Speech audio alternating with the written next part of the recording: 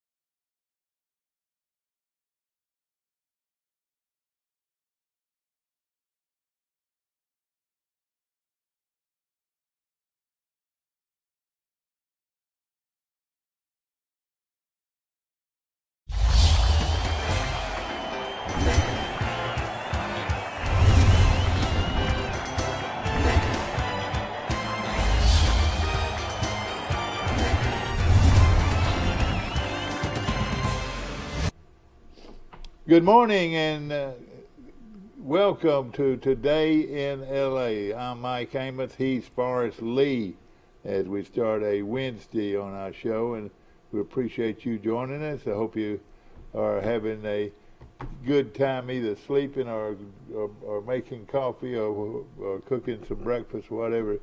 We love to have you watching our show this morning. What's been going on with you, Forrest Lee? Well, I'm in spring break, but Jody and I went to her hometown of Raleigh, Georgia, near Manchester, Woodbury, and that's near Warm Springs. That's near Columbus, or what? Well, it's about 40 miles from Columbus, Georgia, but it's about 5 miles from Warm Springs, Georgia. That's where President Franklin Roosevelt passed away, and they had a big rehab center there. But she's from a little community called Raleigh, and she and her sister are about to put their home place on the market. Oh boy! And they did a lot of inside work, and I was Mr. Outside, and carried all my lawn care equipment over there, chainsaws and stuff, and tried to pretty the place up, and then worked on my daughter's yard Monday, and then yesterday I got one of the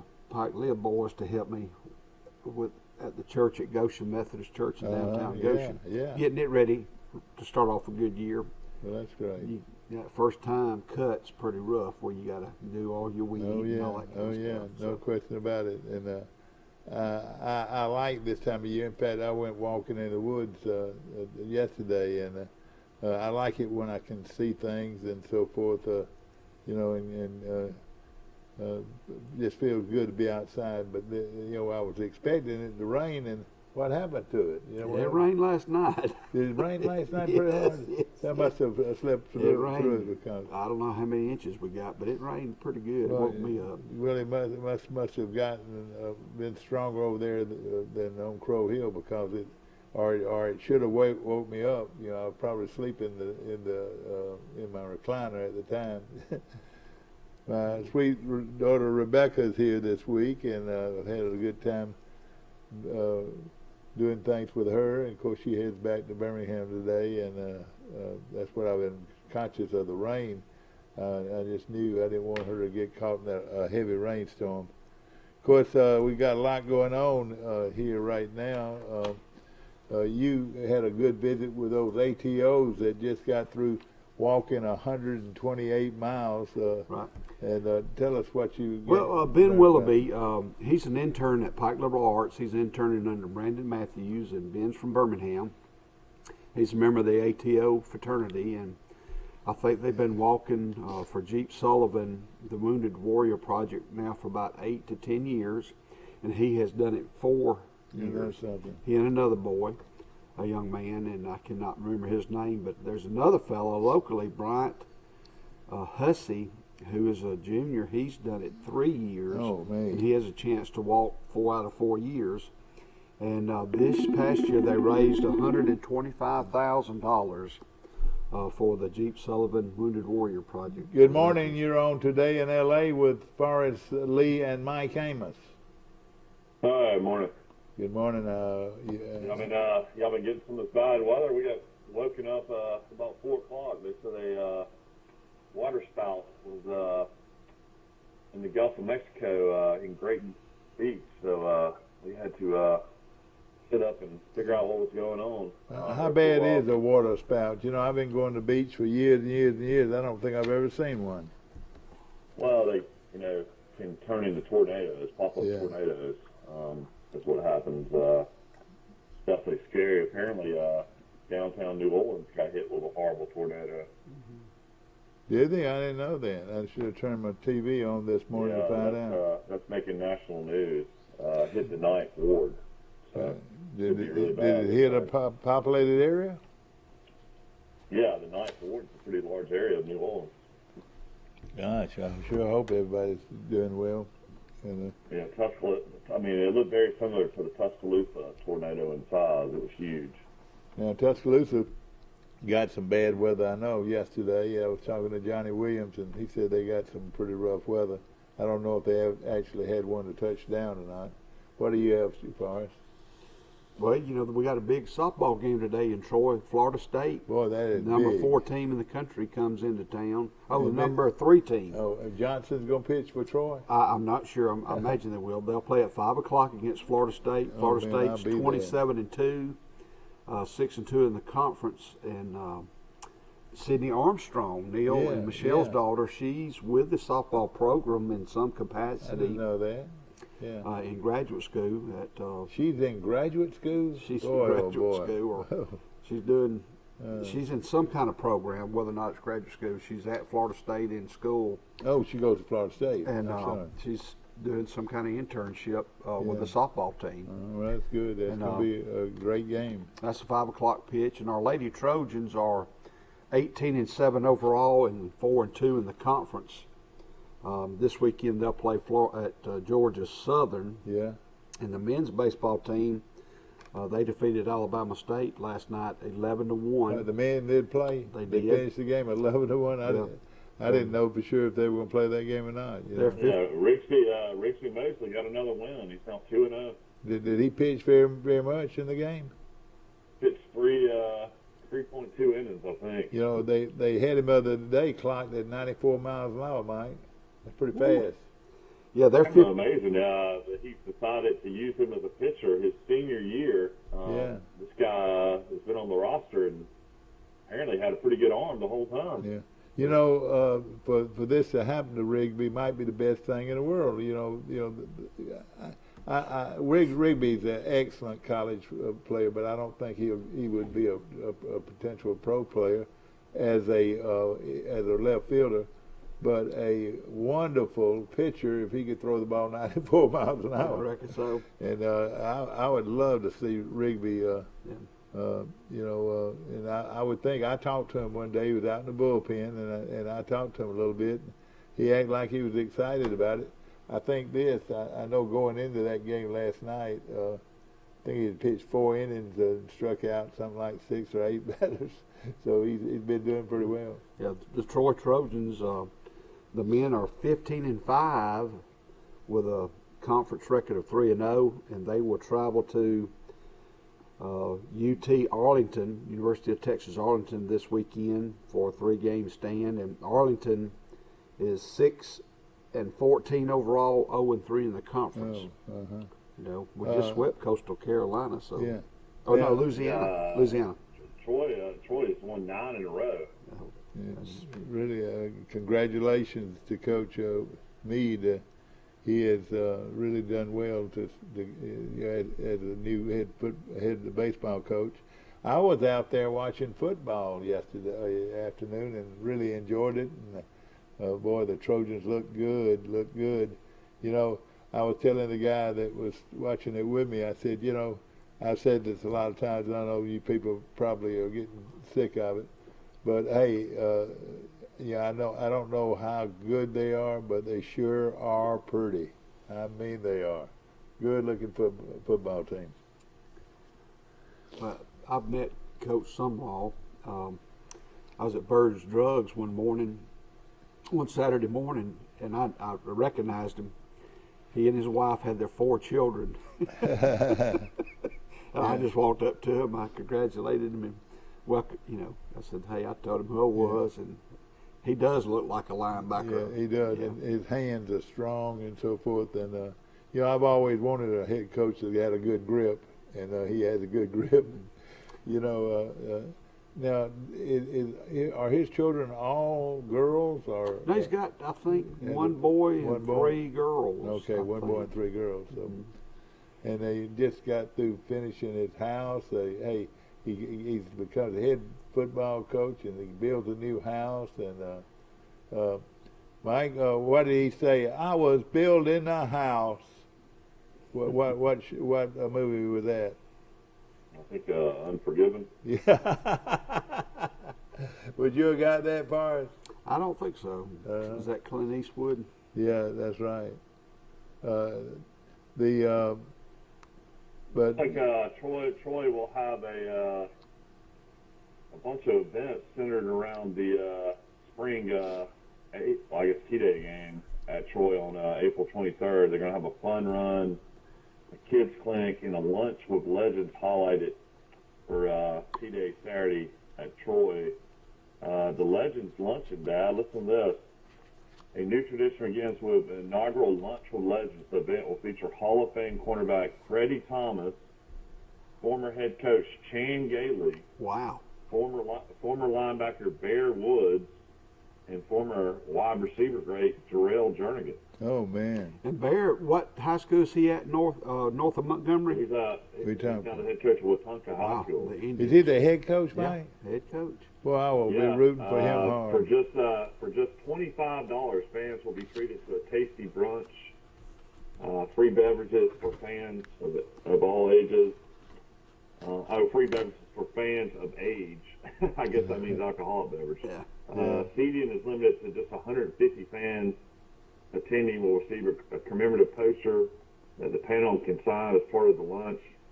Fans can purchase tickets for lunch with the Legends by calling the Troy ticket office 877-878-WINS or by visiting the TroyTreasures.com lunch with the Legends. So, Michael, usually the baseball team and the softball team has a home series. Is that scheduled as well, or?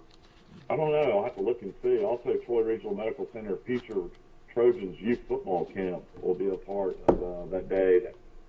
For That's good. boys and girls ages 4 to 12, it's free of charge. Registration is at 1:15 at the gate 1 South Concourse. The camp starting at 2 p.m. on the field at the vet. Members of the Troy football team will provide instruction. Well, that'll be fun. That's going to be fun.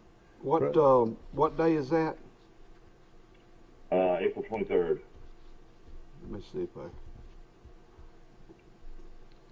I can get it here. You know, the talk of the town, Mike, is St. Peter's making it to the Sweet 16. Did that surprise you? I was reading a little bit about that. Pretty crazy. They're out of Jersey. I mean, you beat Kentucky, and then you turn around and beat Murray State. Murray State coach got hired as the LSU coach yesterday. Oh, really? Yeah. So that's going to be good for the SEC, isn't it? I don't know, man. The SEC kind of got exposed in the NCAA tournament. They only got one team left in Arkansas. You know, I was watching. We were out to dinner last night, and they had games on ESPN2, and it was from the tournament Troy played in Daytona Beach. That arena they played in would look like it was brand new. It looks really nice. Yeah. Yeah, Arkansas plays Gonzaga. Do they play tomorrow or Friday?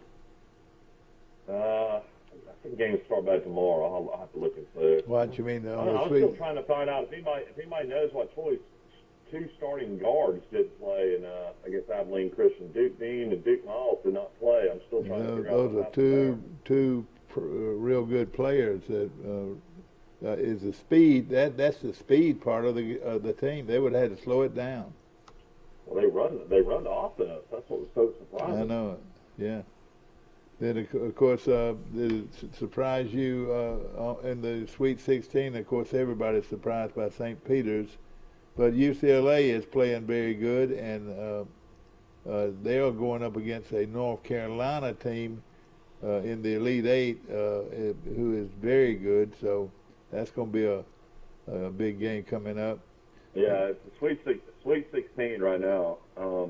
I've got UCLA going to the Final Four.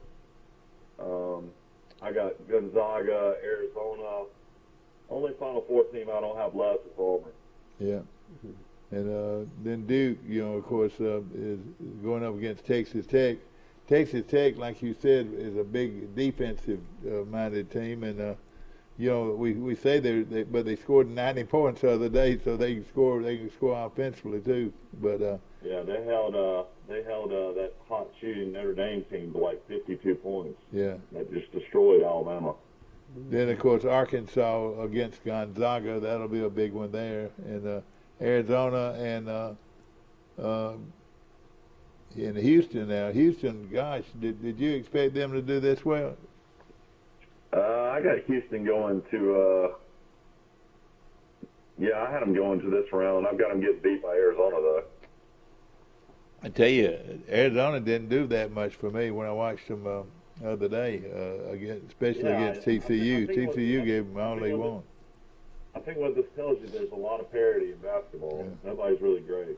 Yeah, and of course, I want to, Providence is a team nobody expected, and Iowa State, nobody expected anything from them. They're in it, and Miami.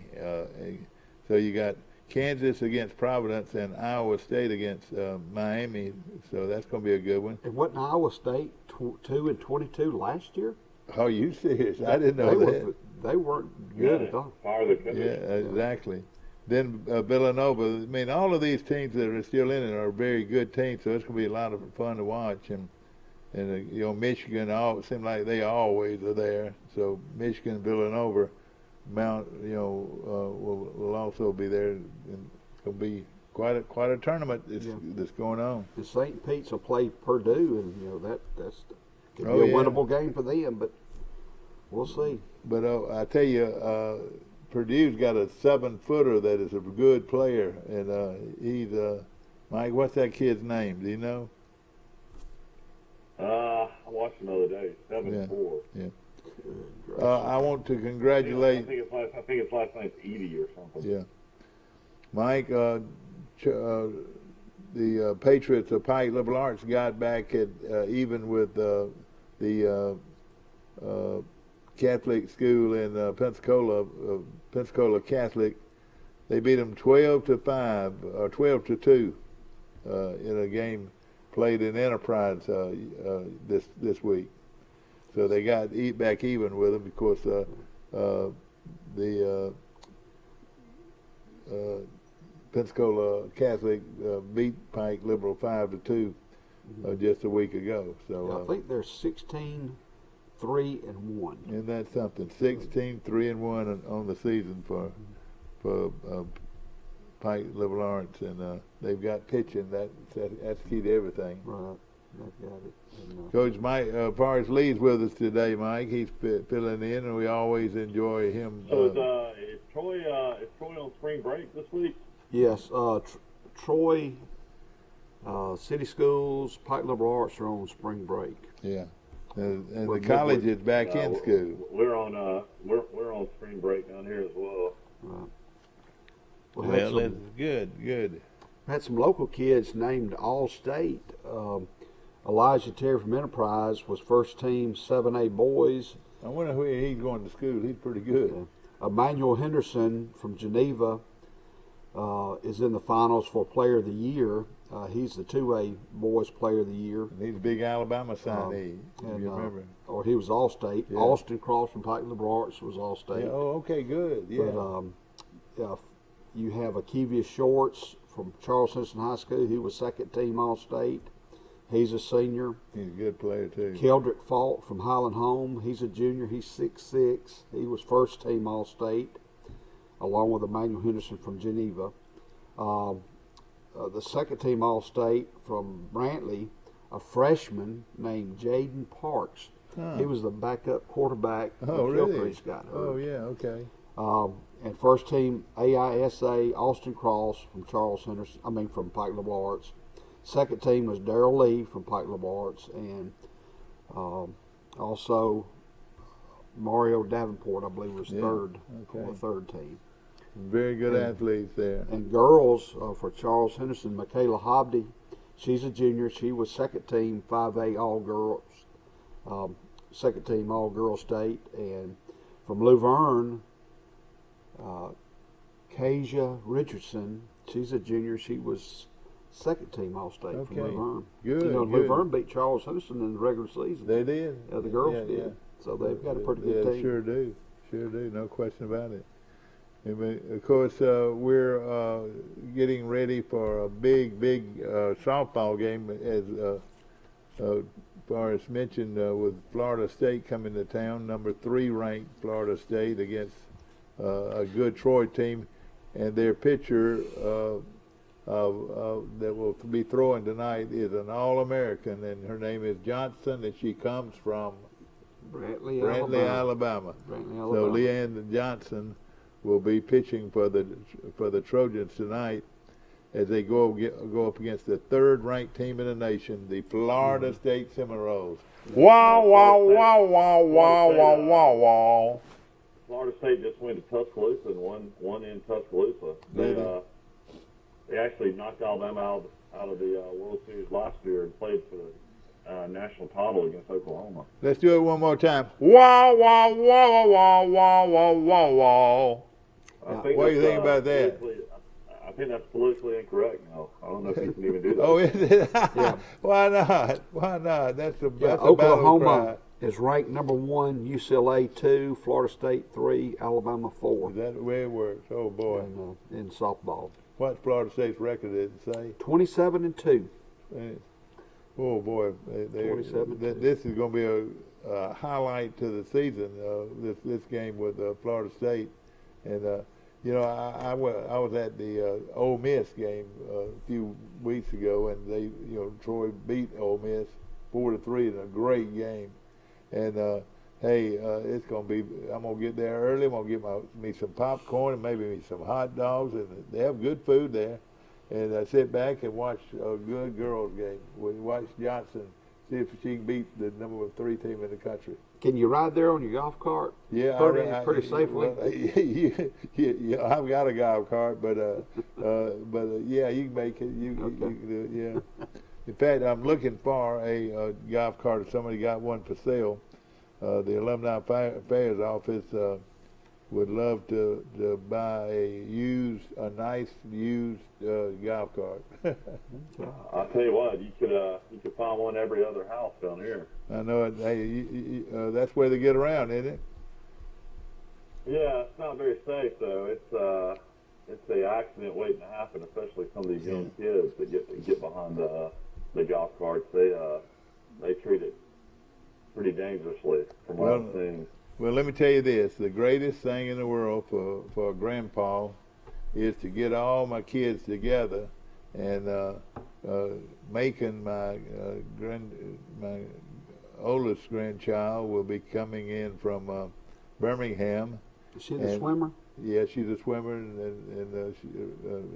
then Michael's 2 girls will also be there, and they're best of friends. They're just real close. These girls are, and we're very happy to know they're going to be there together, and we'll be there with them. That's this weekend. This weekend. Okay. And, of course, well, my girls will be in Birmingham until Sunday. Oh boy, are you serious? Yeah, well, we're going up to Chattanooga on Thursday. So Michael Amos won't. I got to go see a concert in Chattanooga on Friday night. So Michael Amos and his clan will not be there. Is that right? Well, you'll see my girls the next weekend. Well, what they'll do though, they'll be here. Macon will be here till Wednesday, so that'll be good. Yeah, it'll be a lot of fun. We got to go back up to Birmingham and get our girls. We dropped them off on halfway to Montgomery. Are they already there now?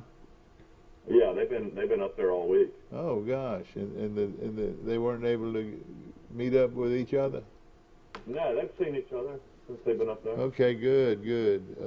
We'll. Yeah, I think the girls are going to the McWayne Center today, downtown Birmingham, which is a lot of fun for kids. And then I think tomorrow they're going to the zoo. Well, that sounds good. It sounds a lot of fun, and of course, Camille has her vacation this week. My older granddaughter, and just it'll be a lot of fun to see these kids together. Is the traffic? Yeah, the problem down here is traffic. Traffic. But I don't know who's got spring break. I guess Alabama. But next weekend, they say it could be the biggest crowd ever for spring break down here because Birmingham and all of Atlanta will be here next weekend. Oh, boy. Wow. That will be big. And when Atlanta comes, crime, disturbances. What do you mean by that, Mike? Oh, I mean, property gets destroyed. Yeah, but arrests happen. I mean, it's a really. You don't have enough police to control the crowds. It's really gets out of control. I would think it'd be a lot of families got down there, a lot of softball, a lot of.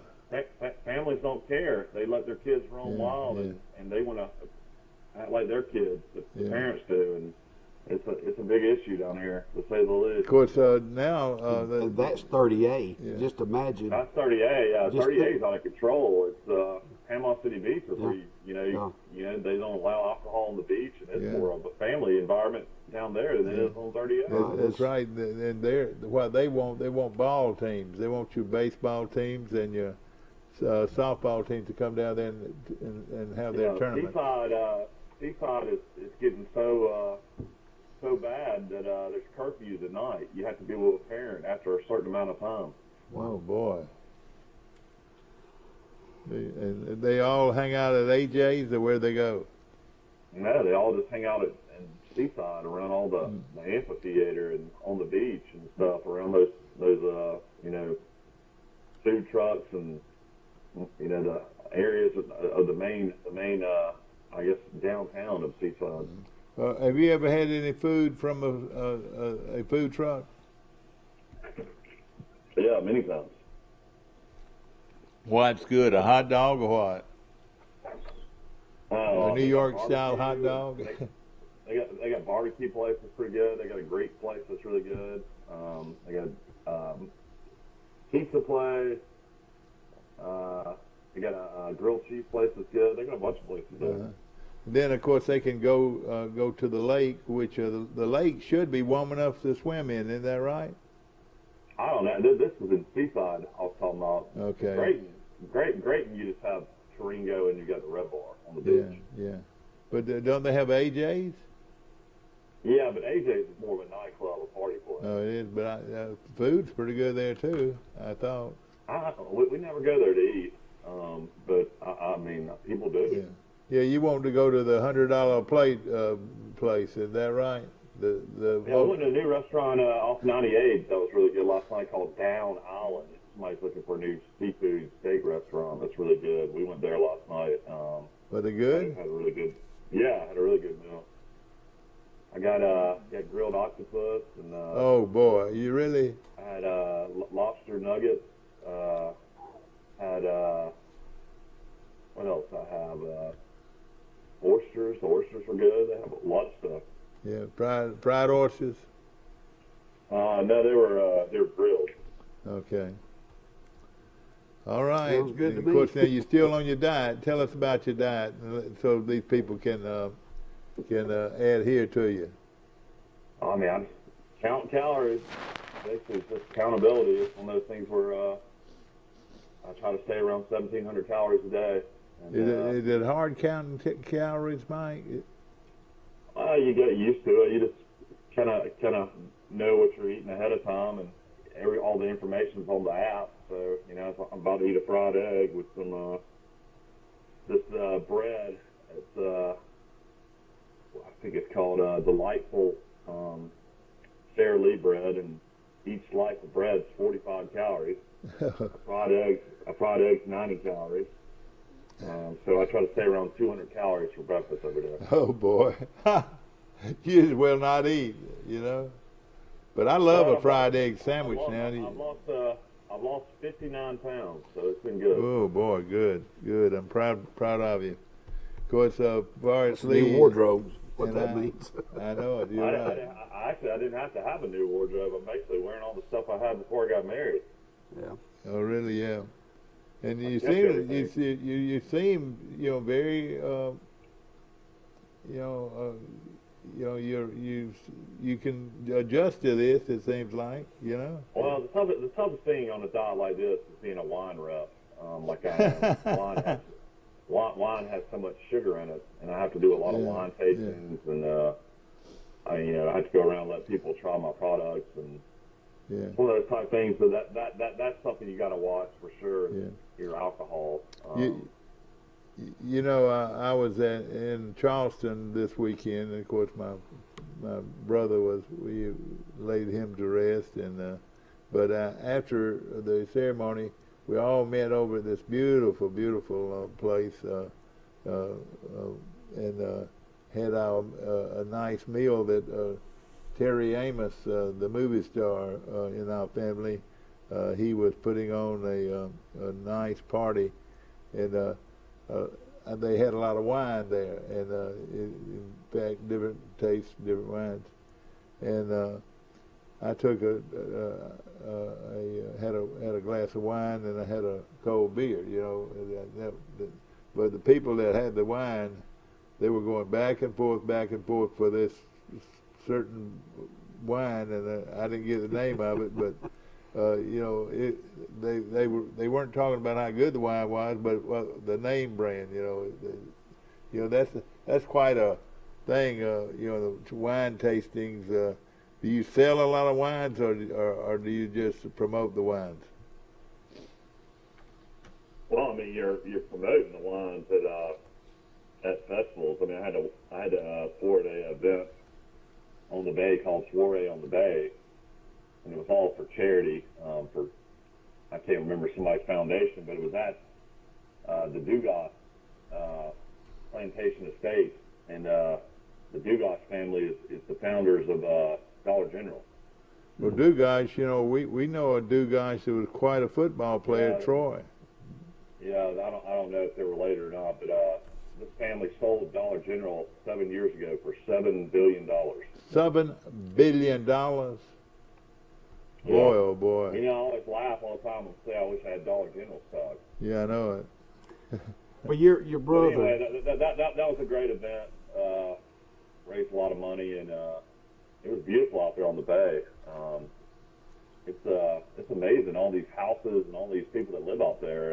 It's kind of a whole different world over there. Yeah. I was going to ask you about your brother. He was in the service. Yeah, he was in the Air Force for 20-something years. I would say 23, 24 years.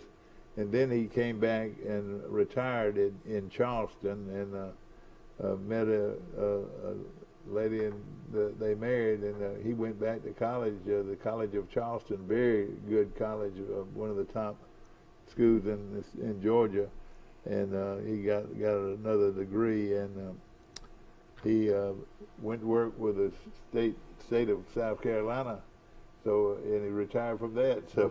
So was he in the Vietnam? Did he fly planes? Yeah. He was a flight engineer on a C-141. Those big C-141s and the C-132, but mostly the C-131s went across the world. They would do embassy runs and so forth, and he had quite a career in the Air Force. Yeah, he's one of these guys that was. I mean, it was if he was going to be involved in it, it was going to be done right. So, that's where he ran the ship. How much older is he than you? He was 12 years older than me. So, I didn't really know him until later on in life, but really admired him. So it was 3 boys? Yep, and Joel, my other brother, is 9 years older than, 3 years older than me, so he's 9 years younger than my older brother. And I knew Joel through the Alabama Guard. That's how I met Chris. Yeah. And Chris Amos was there, Lieutenant Colonel Chris Amos, and he was on our show yesterday, and I think a lot of people got a lot of information from him, and he is quite a guy. You know him well, don't you? Oh yeah, he was a 19-year-old when we had deployed to Saudi Arabia with our commander Jimmy Copeland. Yep.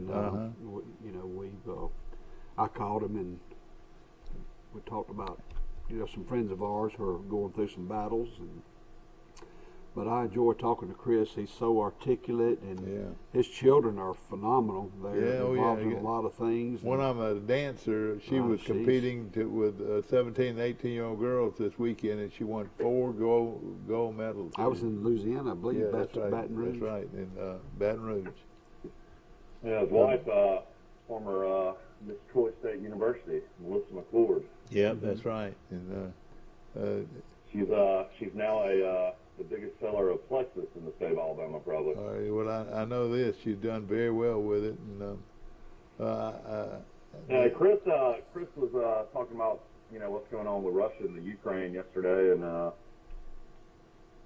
gave some insight on his perspective of what he thinks eventually will happen. Of course, every day it seems like stuff changes, and I don't know if we'll come to an end or some kind of agreement will be made, is what Chris is hoping.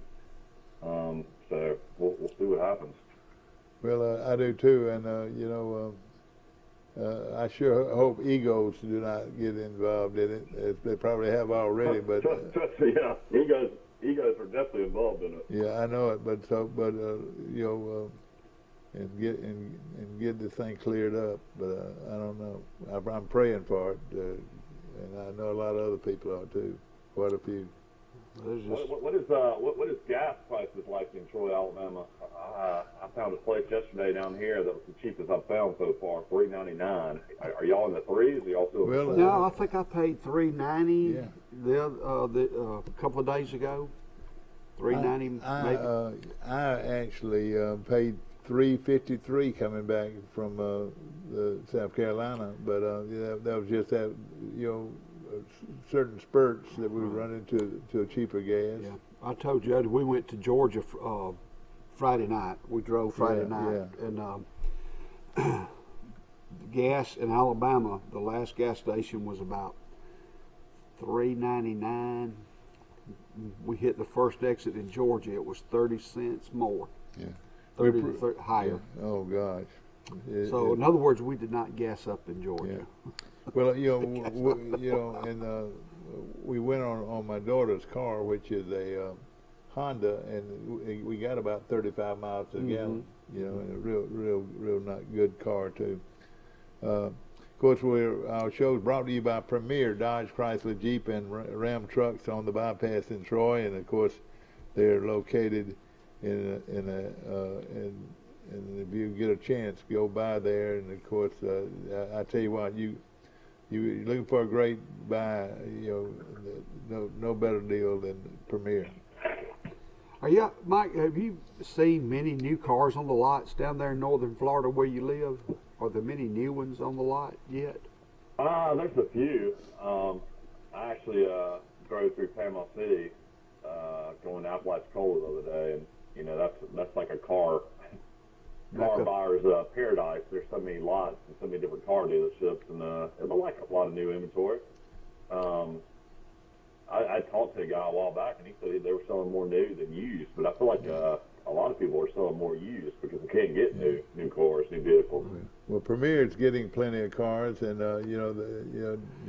Jason has got a great sale going on right now that you can't beat. And like I said, it's would you say it's a buyer's market or what? Buyer, sellers. Yeah, I think it's a seller's market. You think it is a seller's market? Okay. Yeah.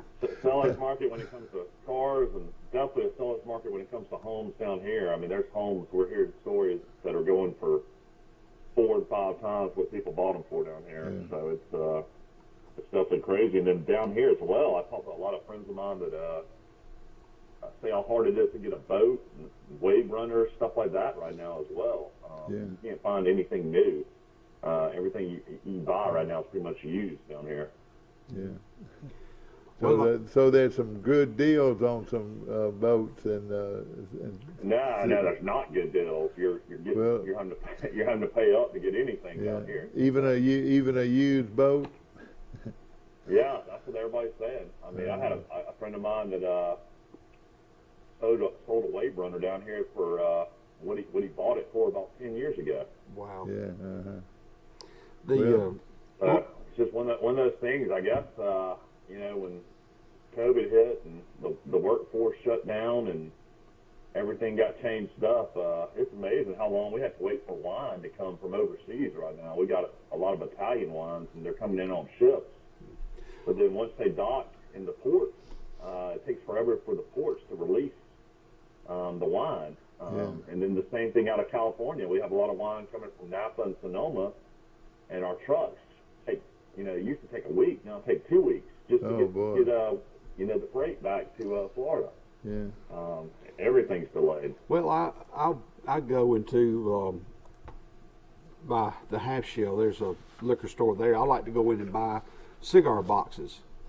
Well, they won't sell me any cigar boxes because the cigars they can't get the cigars in. Yeah. So they may have empty cigar boxes, but they wait until the new cigars come in. This is a hard box too, isn't it? The hard wooden box. I like fiddling around with those yeah. and making them containers or sanding them down and doing stuff with them.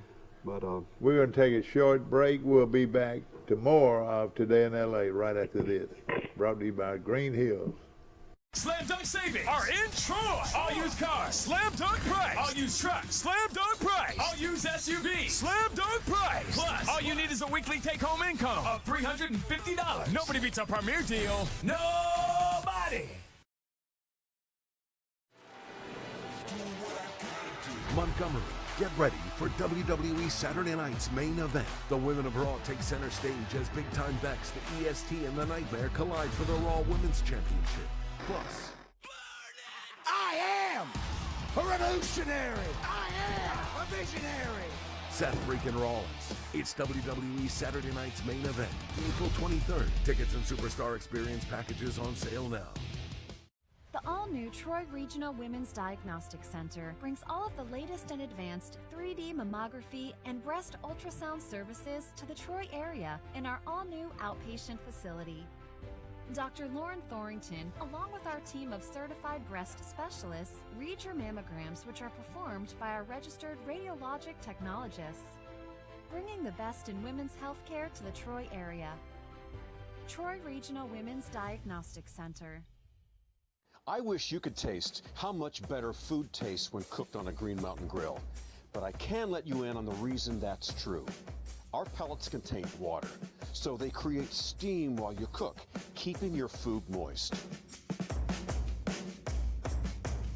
Does a gas or charcoal grill do that? I think not. Come and see us at Southern Grill and Patio just off the square in Troy. Slam Dunk Savings are in Troy. All used cars, slam dunk price. All used trucks, slam dunk price. All used SUVs, slam dunk price. Plus, all you need is a weekly take-home income of $350. Nobody beats a premier deal. Nobody. Premier's got a slam dunk sale. Premier has got a slam dunk sale located on yeah, that is right there. And of course, they're located on the bypass right here in Troy. And Jason Gregory and all those guys out there want you to come out. There's a slam dunk sale in regard also to March Madness. And, it is if you like basketball, this is the greatest time of the year. yeah. I had a dunk court at home. I had Did you? about 8-foot goals facing each other, and a bunch of my buddies and I would have basketball games Well, usually on the weekends. And As far as I can't believe it, during playground games and everything, why were you always the last one picked in basketball? You were the first one picked in football, but you were the last one picked in basketball. I could play a little bit of basketball at one time. I was going to mention to you, Mike, about our archery team at Pike Liberal Arts. Yesterday morning, I was able to register our team for the state championships that will be held at the Sports Multiplex Center near Crampton Bow. Oh, yeah. There were 42 elementary teams that competed around the state of Alabama, and we had the 6th highest score in the state. The state of Alabama invited 23 of the top elementary schools, 29 of the top middle school scores, and 23 high school teams. So a total of 75 teams will compete in the state championships April 7th and 8th in Montgomery. And there were over 3,300 archers to compete in 8 tournaments around the state of Alabama. And I'm excited for our kids to go to the state championships. We're going to go early that morning and compete in a 3D tournament that's free, and then we'll take about an hour break and look at some of the vendors, and then we'll shoot at 11 o'clock on the April the 8th. It's on a Friday at the Crampton Bow Multiplex Center in downtown Montgomery. So we're looking forward to that. I want to mention Sandbuck Insurance. Denny Sanford has been in the business a long time, and of course has stores in Andalusia and in Enterprise, and of course Sandbuck Insurance, one of the top insurers in this part of the country. Of course, I want to mention also our good friends at Bill Jackson Chevrolet and Bill Jackson Ford. They've got a big sale going on with Ford cars and trucks also today. Southeast Alabama Gas District is located in Andalusia, Alabama. It's where the headquarters is located. And Greg and those guys have stores, numerous stores all over Central and South Alabama. And, I cook with gas, I heat with gas. I'm all for gas in my home. I've tried on 2 separate occasions to get gas, and they don't come that far down my street in Troy. Really? Oh, can't get it. You were trying to get the. I was trying to get a line, and they said I needed some more neighbors to join, but cable's like that too sometimes. If you don't have enough vendors, or not vendors, but participation, it's hard to get it sometimes. Right. Same thing with county water. And of course, it's Troy Cable, and now is it's changed over to what's the name of it? Ceasefire. Ceasefire. What now? Ceasefire. Oh yeah, Ceasefire. And that's a big outfit, and we hope to have many years of service with them. I think Charles Henderson baseball team is playing in a baseball tournament down in Orange Beach right now. Yeah. What is their record? I haven't had a lot of input from them. And 3-10. Oh boy. So right now they're a little not playing very well. Well, yeah, I mean, it looks like they're having some pitching issues. They're giving up a lot of runs. Yeah. Well, the pitching is the main part of it. You better have good pitching if you're going to win regularly, Yeah, it's one of those things where I guess a certain amount of talent maybe originally, was at Charles Henderson in their younger years. Maybe they're at Pike Lib now. I don't know. I don't know if they've lost pitching or players or what. Well, I'll say this, and Forrest sees it every day, pitching wins games pretty much, and especially in softball. These girls softball teams, like Troy's playing Florida State tonight. Leanne Johnson is one of the premier softball pitchers in America, I would say. I would almost call her a top 10 pitcher, and that's saying a lot. And she's going up against a very good team. It would be sort of like David against Goliath, but if you got Leanne Johnson, hey, it changes around pretty quick, doesn't it? A pitcher is so important, like in baseball and softball. But in softball, if you have a pitcher and she gets in a groove, she's kind of unhittable.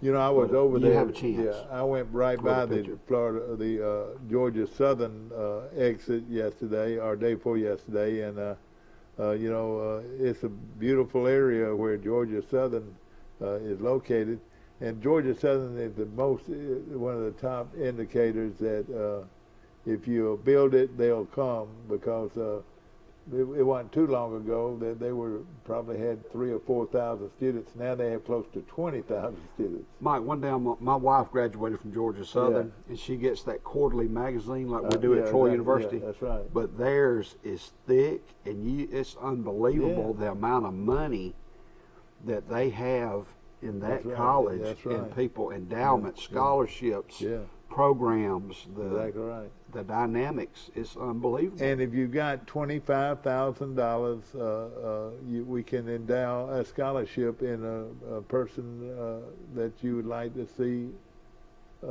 give a scholarship away, and it is a great gesture. But I think that's what it costs. It costs $25,000 to endow a scholarship that will run from here on after and give scholarships, to the program. Well, I went when she and I were dating. We went to a ball game at Georgia Southern. Of course, Russell He was the head coach. He was out there warming up in his raggedy T-shirt before the game and slinging. They were getting pretty physical. But in that stadium, no one sat down during the entire game. It was packed. Is that football? That was Yeah, football. Yeah, exactly. At Georgia Southern. He was a great coach, one of the top coaches out there.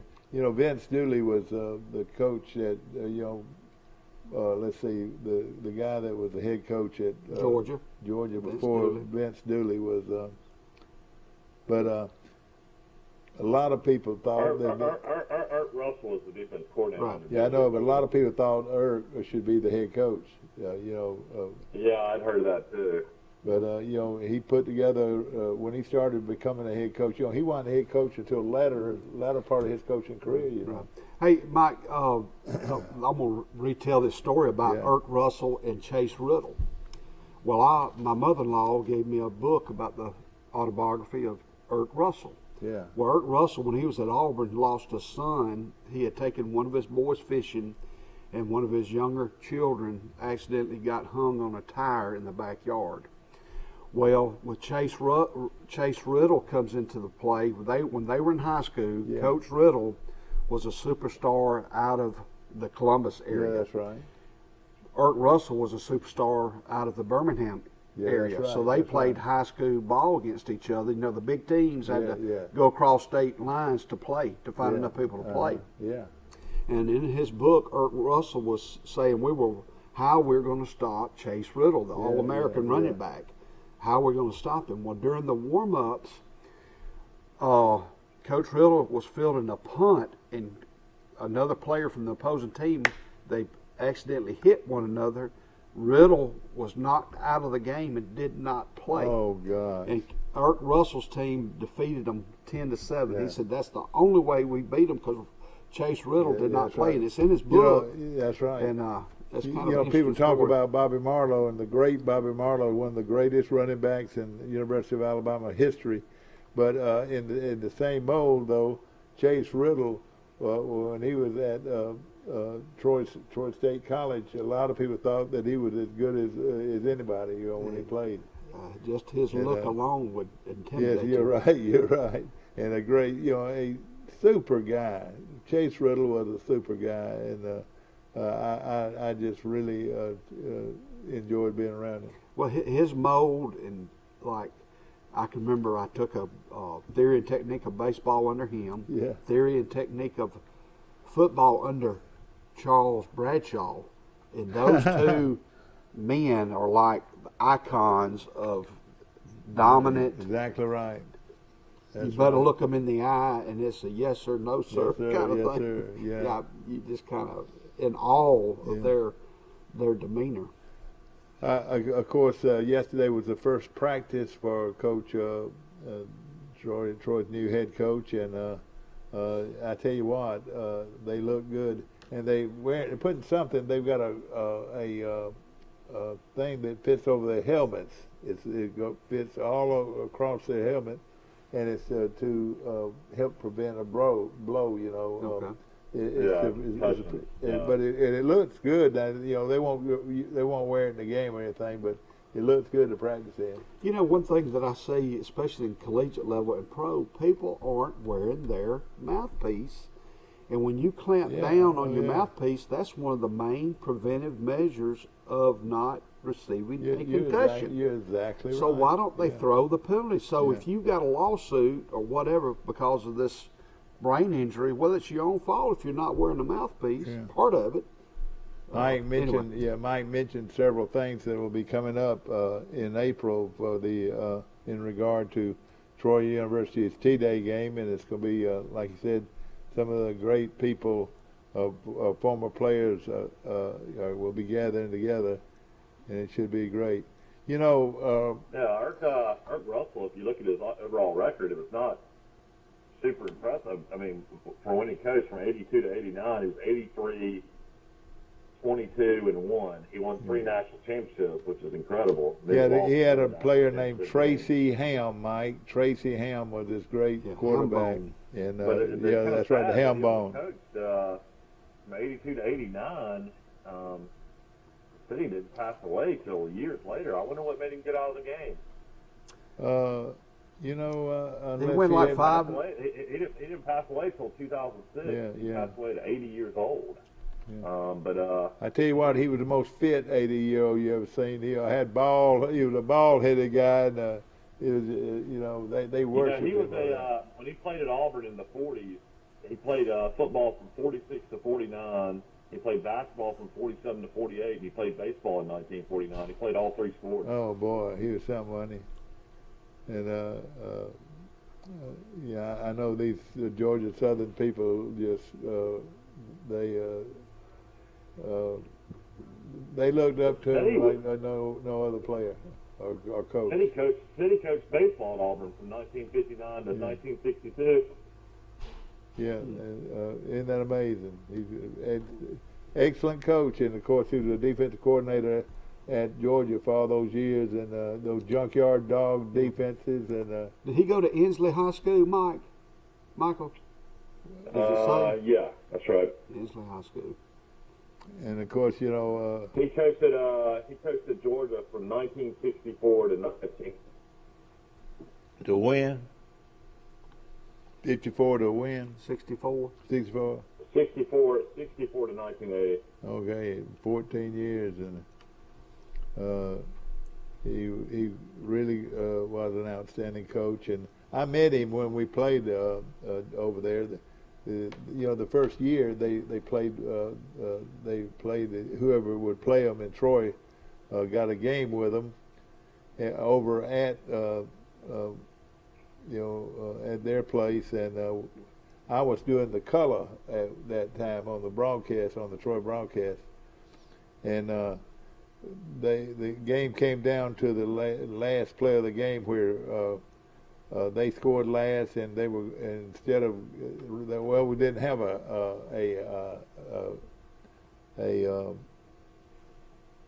playoff then, didn't have a playoff, so. Didn't have overtime. Yeah, so we are overtime, and then they decided that they would go instead of kick the extra point, they wanted to win the game, so they went for two and lost, and we won the ball game, and that was Jan Gailey's first year at Troy. Yeah, Troy's overall record against Georgia Southern is real impressive, actually. Yeah. Well, one of our great wins in Troy history, Coach Blatney probably would say it, was the day that we went over there to Georgia Southern and we shut them out. And I think we held the ball 47 to 48 minutes, and wow. Shut them out 21 to nothing. Where's Coach Blakely now? Coach Blatney. Auburn. Is that where that's where Coach Blatney lives, yeah. And good question is that the Legends event, Dad, is where does Chan Gailey live now? He coached. He was Miami Dolphins offensive coordinator 2 years ago. You think he's back home in America? Well, I don't know, but wherever he is, he's near a golf course. I'll tell you that he loves to play golf. He's near a golf course or near a church. And Larry Blatney loves golf too. That would have been quite a combination. It's one of those things where I still, to this day, can't believe when Chan Gailey was the head coach of Troy that he would later end up being the head coach of the Dallas Cowboys and the Buffalo Bills. It's I know. hard to believe. In the pros, you're right. He's had quite a career. I mean, you're talking about coaching Troy Aikman when you're with the Cowboys. I mean, that's pretty amazing. Oh yeah, it is. No question about it. Of course, we're going to take a short break. Wait a minute. No, we'll stay right here. I want to mention, of course, again, the Florida State Troy softball game. If you got a daughter, now, as far as if your daughter was younger and she was playing softball, to me it would be so beneficial to take her out to a ball game and watch the game like it should be played. Right. Over and over. I mean. And they can learn so much technique wise by just sitting there. That and I love watching collegiate volleyball. Oh yeah, I do too. High school volleyball. But I'll tell you this: the Alabama Troy game. Troy lost by 3 the other night. They played Alabama here at the Trojan Arena. There is no question in my mind that that our programs are especially in the women's programs, softball and basketball and are top notch. Well, you may have mentioned it, but Tootie Jones, who plays at Belmont, they almost knocked off Tennessee. That's right. Did they lose? The reason they got beat is Alexis Dye, the former Troy great, had 20 points and 11 rebounds and led Tennessee to the victory. And she played for Troy last year. Yeah. Isn't that something? Wow. And that congratulations. just tells you what the transfer portal will do. Yeah, that's right. I was listening to Gary Blair, the former Texas A&M women's coach, and he won a national championship at A&M, and Troy won. They beat Troy in that controversial game last year, and he said on the SEC network last night that Alexis Dye is a phenomenal player.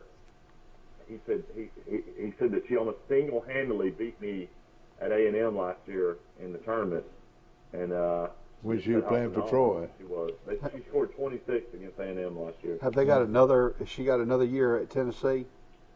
No, but she's probably a player that's so athletic. She might play in the WNBA. Mm-hmm. Yeah, she might be the first player Troy's ever had to play in the WNBA. You know, Troy's never had a player, a male player, ever in Troy basketball history, which is hard to believe, ever make it on the NBA roster. Yeah. Well, the transfer portal is fixing to open up the floodgates because I saw where Alabama has 2 players transferring from the basketball team, but it's fixed to be open house. Neither one of them played at all, though. So. But you know, Mike, I can see it affecting basketball as much as any sport because you know you just need 2 or 3 good ones and you're back in business.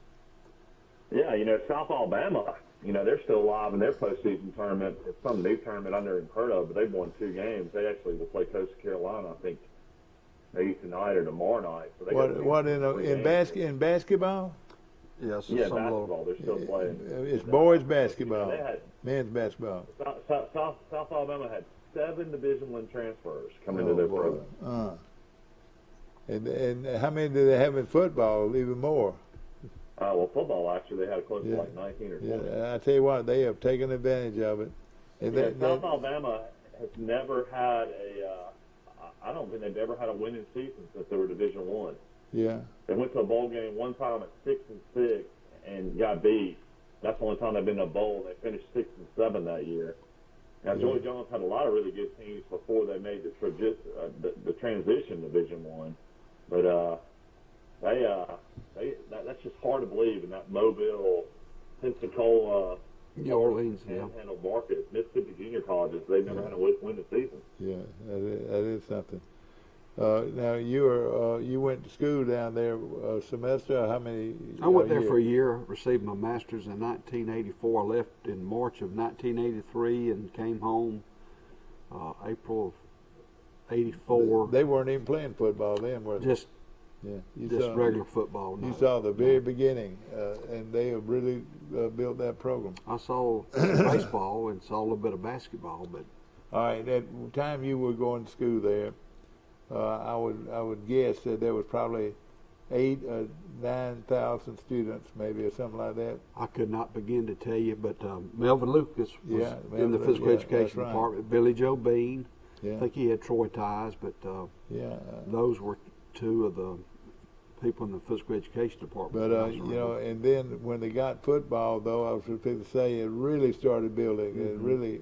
I would say they have close to 20,000 students. Wouldn't you say? I don't know, but it's. How many students do they have? The school has just blown apart. It's growing leaps and bounds. But interesting to see what Troy does in the spring. You know, will Troy reach out and try to get a guy out of the portal for competition at quarterback going into the summer? I guess they'll get an evaluation on all these guys and figure out what they need. Let me tell you this, Mike. Let me tell you, I watch Gunner very closely, and he looks real good. How many more years does he have, Mike? Does he have 1 or 2? Everybody everybody gets the COVID year. I mean, right now the Troy quarterbacks are Quade Hawkins, redshirt freshman out of Bainbridge, Georgia. He was a signee by Chip Lindsey's staff. So you got him at quarterback. You also have got Gunnar Watson.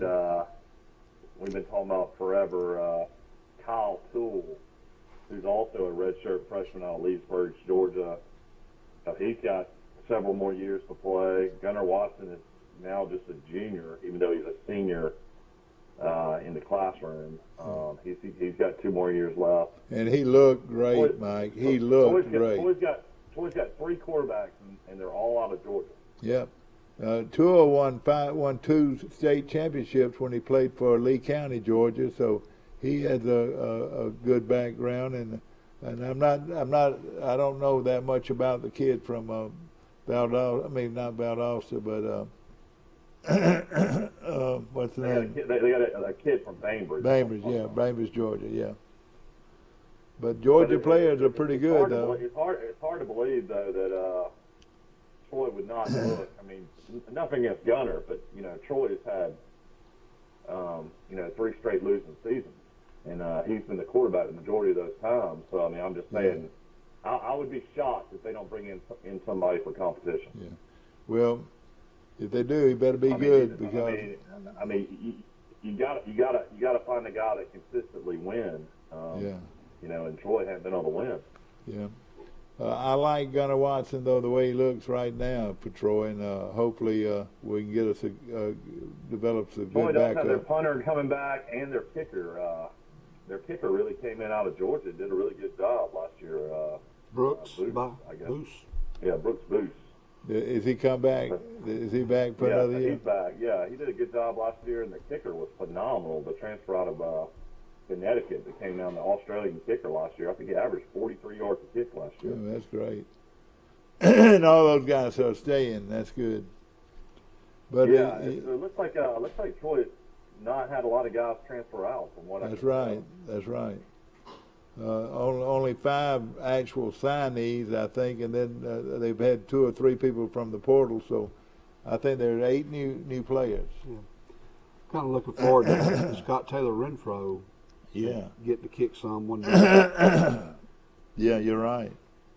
Is that the Luke Maglazoni? Yeah. Luke Maglazui from West Meadows, Australia. I actually have 6'3", 223. Yeah. He sounds like a tight end.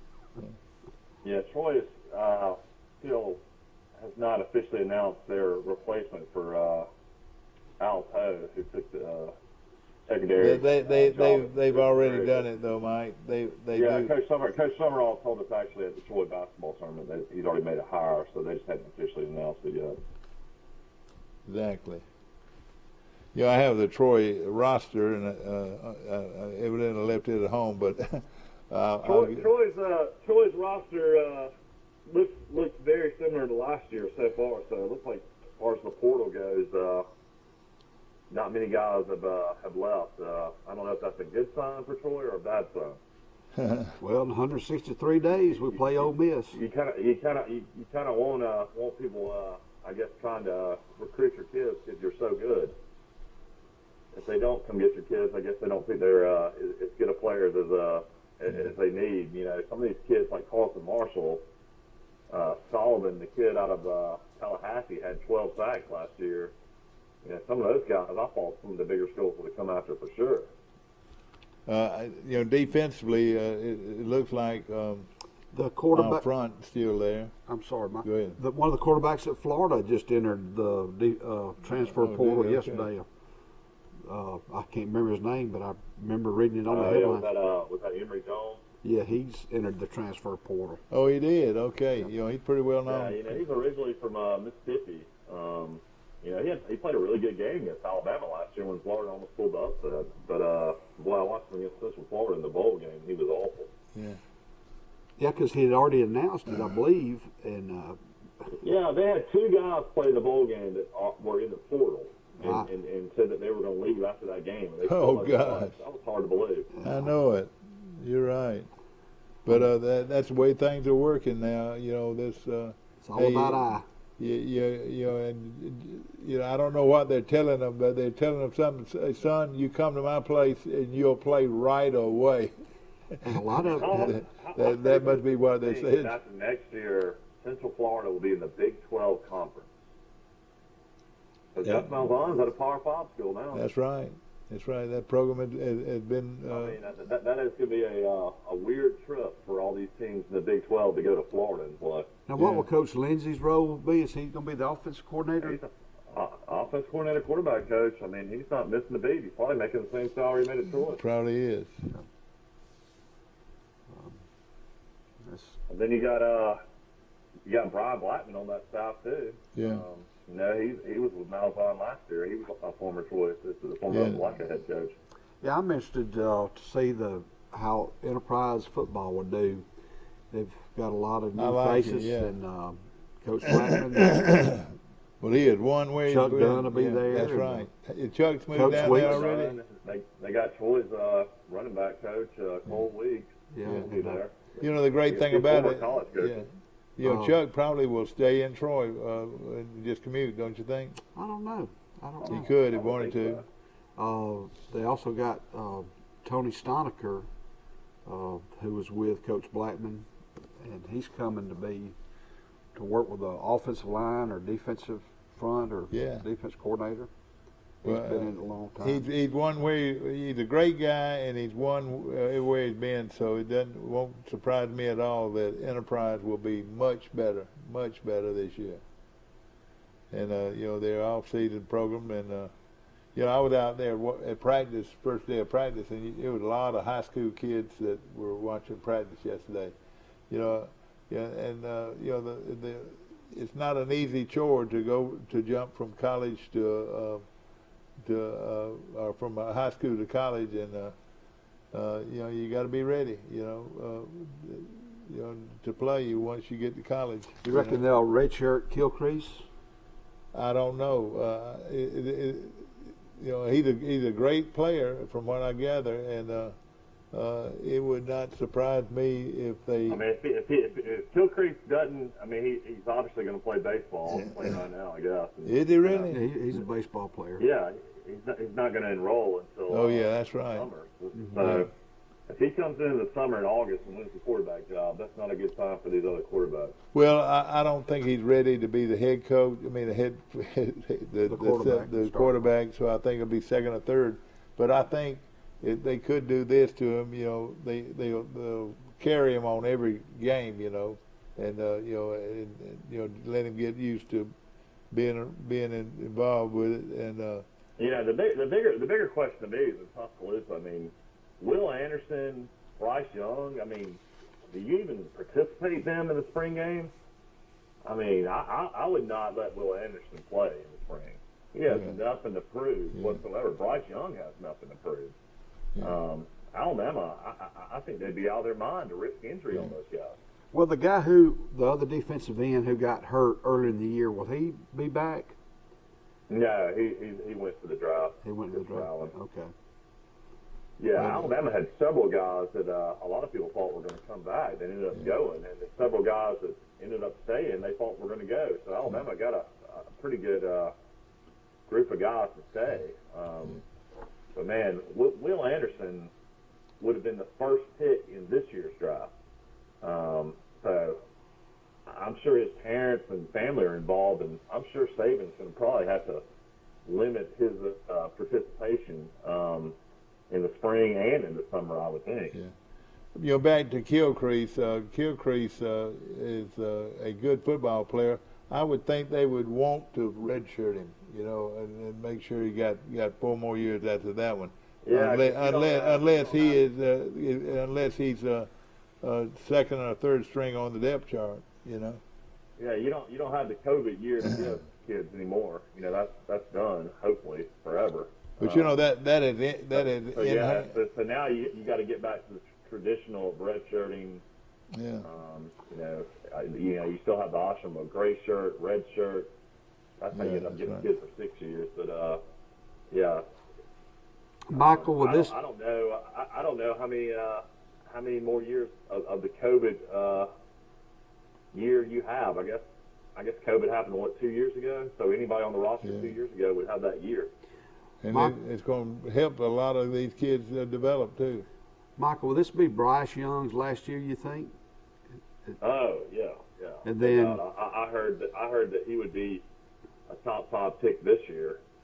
So, yeah, he's definitely going to be gone after his junior year. So does that that's the whole reason Arch Manning sweepstakes is so big. right. And I just saw where a 5-star quarterback who Alabama was parlaying is going to Tennessee. So yeah, if you can get Arch, got that kid. Is that the kid that is the coach? No, Simpson's already on Alabama. Yeah, at UT Martin. He was a 5-star too. Oh, really? Kind of makes you wonder why Alabama's going after all these guys if they already have a 5-star in Simpson who is already on the roster. I mean, I'm sure Arch Manning is a generation. Arch Manning is just a junior. He's a senior. He'll be a senior this year, won't he? Yeah, that's he's right. got one more year. He'll be a part of the 2023 signing class. Yeah, okay, but he'll play high school football one more year. That's right. Okay. And what number? Right now they say Arch Manning's top 2 schools are Alabama and Texas, but you never know, that might change. Oh yeah. We'll see what happens. That would be something if he went to Alabama. That would you would think he would go to either Ole Miss or Tennessee. Well, Michael, as far as Southeastern Conference football, on the West, you still see Georgia. Who can compete with Georgia on that side? I know it. And, I think Tennessee will be better. Florida, I feel like Napier is going to have a couple of years to rebuild.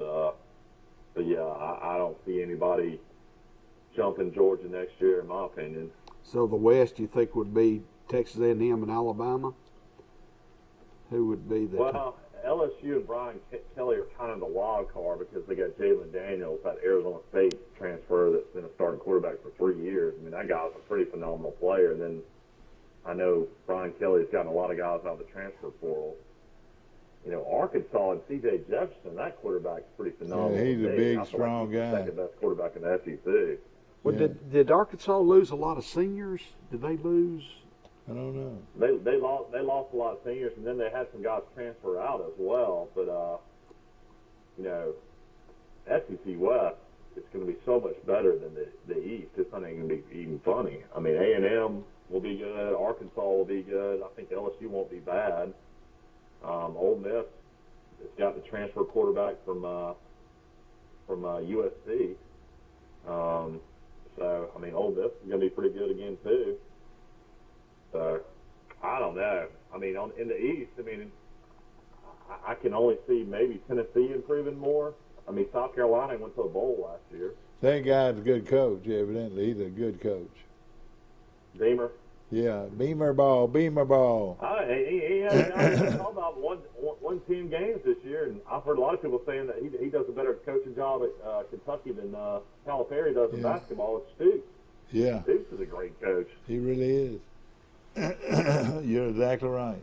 And Kentucky brought in that quarterback, that Will Levis, who transferred in from Penn State last year, and he had a great year for Kentucky. So they might be a lot better than people think. Did they lose the quarterback this past year? No, he's still there. Okay, he's a hard-nosed quarterback. I know that. But it's going to be interesting to see. He's famous for eating a banana with the peel on. Oh, are you serious? Oh, boy. Oh, boy. Isn't that unreal? I will say this. Don't forget about Auburn. You just never know. Mike, don't you ever forget about Auburn. Well, they got plenty of quarterbacks to choose from. I know it. Now, who do you think? This is a sign of the times in football. Auburn's got a transfer from LSU at quarterback. They got a transfer from Texas A&M at quarterback, and they got a transfer from Oregon at quarterback. In your life, have you ever heard of such crazy? I know. You're right.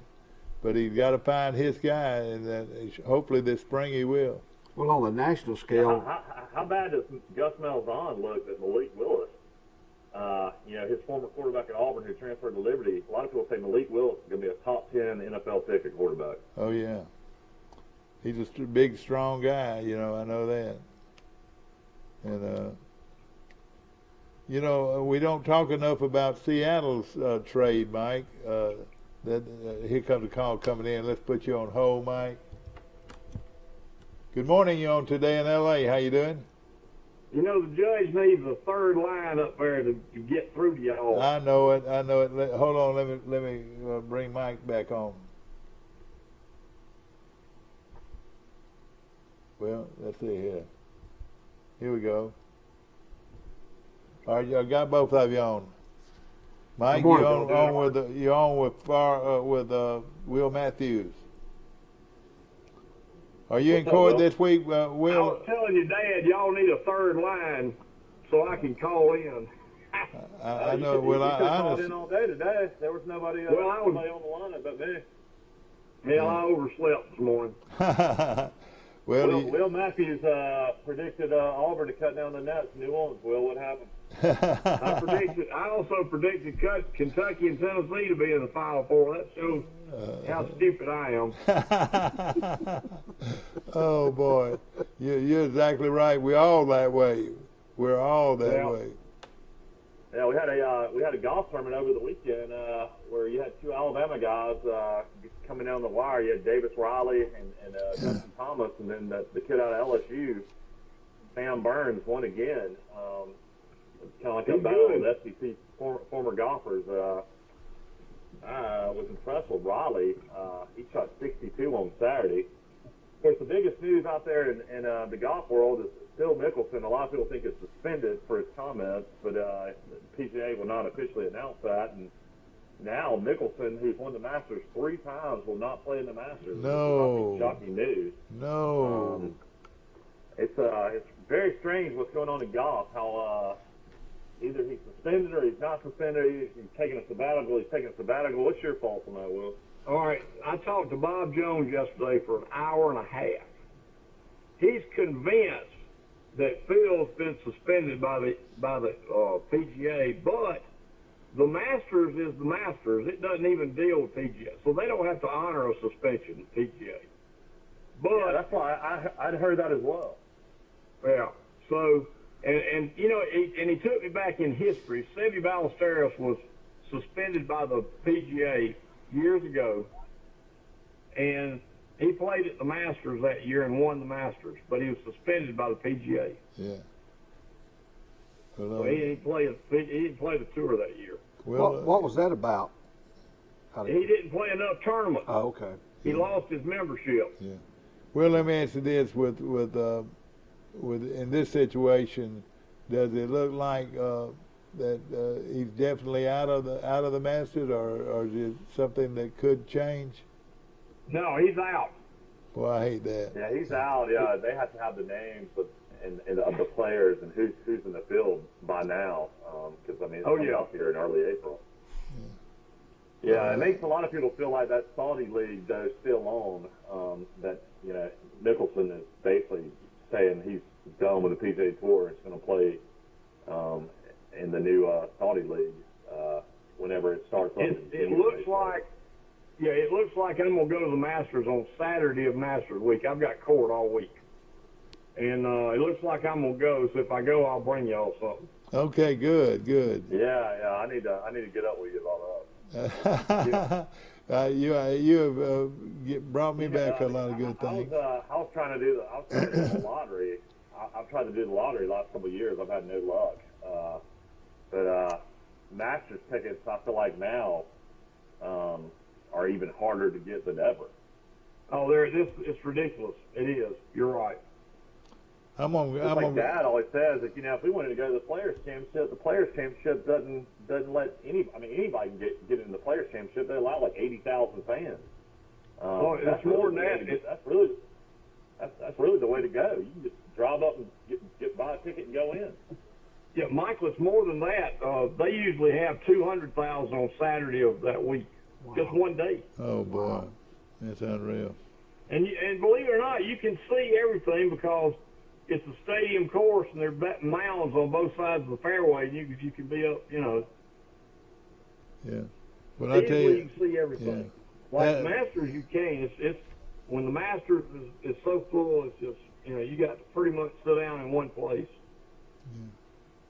Yeah. Well, it gets hot. Yeah.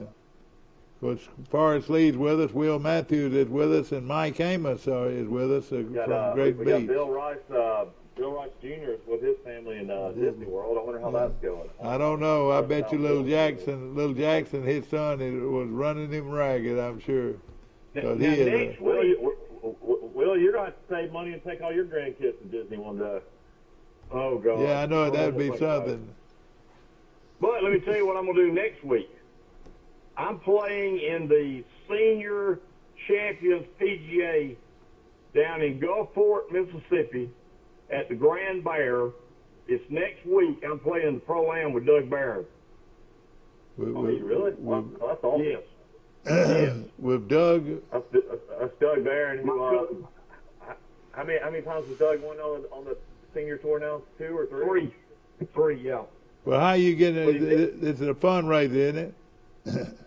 Yes, definitely. I'm embarrassed to see how much it costs. Oh, really? Who else will be in y'all's group? It'll be 3 amateurs and Doug. Yeah. Okay. Yeah. Well, that'll be fun. You'll have a lot of former golfers that I guess maybe you competed against. Or is there any guys left still playing on the senior tour you played against? You know, there may be 1 or 2, and that's it. Yeah. Well, that's going to be a lot of fun, and he's your cousin, isn't he? Is that right? Yeah. On my daddy's side. Is he from Memphis, or where is he from? He played at LSU. Is he from Memphis, or where is he from? Yes, he's from Memphis. He's from Memphis. I just knew a lot of your rich cousins live up in Memphis. I've got an aunt still lives in Memphis. She's 87. Yeah, The former Alabama golfer for Tuscaloosa played pretty well on the senior tour too. Dickie Pride. Did you ever play much with him? Dickie is actually younger than I am, Michael. Yeah. I'll tell you something funny though. His daddy was Dick Pride. Yeah. His daddy won the USGA senior golf tournament. He was a great golfer. Yeah, I remember. And when I went to Alabama Law School, I stayed in Pride's motor court the first semester of my law school. Now, he was actually from Tuscaloosa, wasn't he? Yes. You know, Jerry Page still plays in a few senior events. He might drive over from Pensacola and play in that event in Biloxi, I would imagine. He ought to. You know, I know he still plays. Yeah, he still plays in 2 or 3 events a year. Yeah, not many. It's amazing how we are all getting older. And of course, this show is brought to you by the Alabama Real Estate Connection. See Carol Amos in Troy for your real estate needs. And Health Actions, I'll be there to see you today. Health Actions Physical Therapy of Troy. And of course, Premier Dodge, Chrysler, Jeep, and Ram trucks.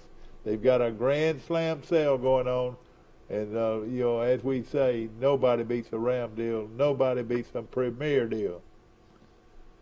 Have you been by Lawrence Hardway lately, Forrest? Every now and then I'll go. It is a very unusual. If it's something you hadn't seen in a hardware store lately, you'll see it at Lawrence.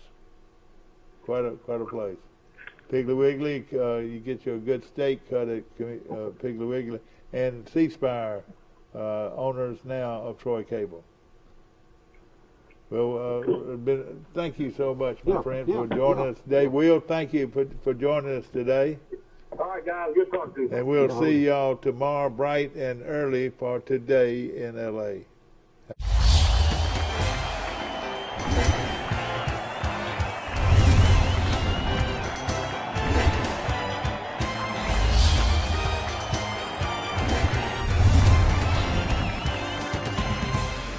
Slam Dunk Savings are in Troy.